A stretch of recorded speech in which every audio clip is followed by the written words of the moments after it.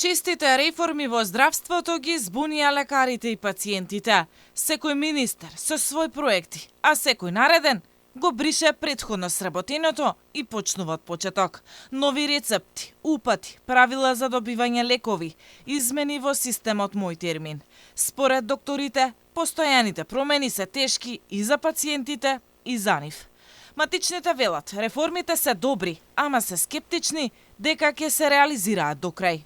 Како се менуваат министрите, така доаѓаат различни нови реформи, што за жал е малце проблематично за нас како лекари, без разлика дали сте примарно, секундарно, терцијарно здравство, промените се за сите и генерално прво идеме на грбот на лекарите, а потоа пациентите.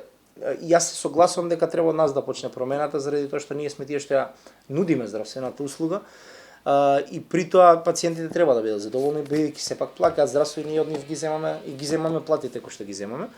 Меѓутоа, до крај и целосно не сум убеден дали ќе успееме комплетно да го спроведеме ова, заради тоа што, пак ќе кажам, едно е хартијата што кажува, друго е теренот што кажува.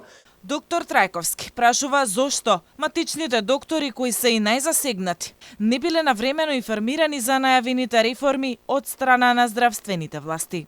Единствената критика што во моментов морам и нагласам и да ја кажам и да ја дадам е тоа дека како и вие, така и јас, и сите ние матични, сите овие информации ги добиваме преку медиумите. Ние немаме некој интерен канал каде што ќе се седне на маса или ќе се разговара дали тоа електронска верзија ќе биде, каде што ќе ни се каже ова е промената, ова не е промената и слично. Веројатно нова реплицирањето од страна на министерството би било, имате вие здруженија, треба да разговарате, меѓутоа не иде тоа баш тоа така лесно.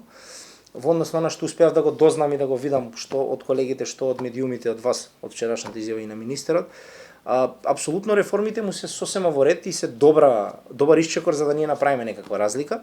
Меѓутоа, искрено не знам колку тоа во пракса ќе успееме да го комплетно изведеме. Министерот за здравство Фатмир Меджити вчера ги најави новите реформи во здравството. Лекови за масноти во крвта или терапија за астма која досега пациентите ја добиваа само со рецепт од специјалист, сега ќе можат да ја препишуваат матичните лекари. Но кога ова ќе почне да се применува нема точен датум, туку само најава. Матичните ќе можат да издаваат упати и за посложени лабораториски испитувања. Целта, според здравствените власти, е навреме да бидат откриени висок притисок, дијабетес и други хронични заболувања. Реформи во здравството најавуваа и претходниците на Меджити, но никој не ги реализираше до крај.